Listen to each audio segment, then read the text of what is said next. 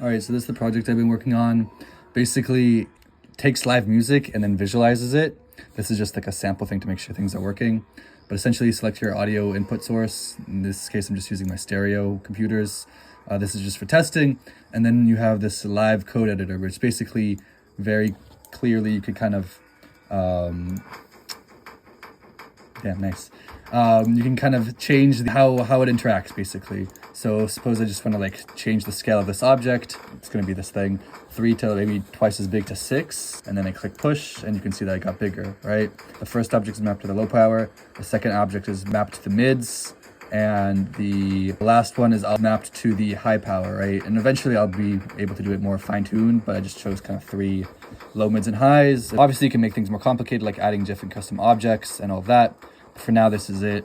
The way it works is you basically map, you have here the range, right? So the low goes to maybe 120, 150 or so. And so here, I'm mapping the low from 10 to 150 to a rotation of 0 to pi, or half a circle. And let's just change the color one more time to click push, and then you can see it's red. So that's kind of what it is, and obviously the goal is to have more fine-tuned frequency components. So like if you have a voice singing, and there'll be more than just cubes, different objects, and then different filters that you can put on, like imagine flashing. It also works for songs that are less intense. So for example, it works, right? And so right now I have the cubes kind of arranged. I can, arrange them as you like. If you want, boom, it's up.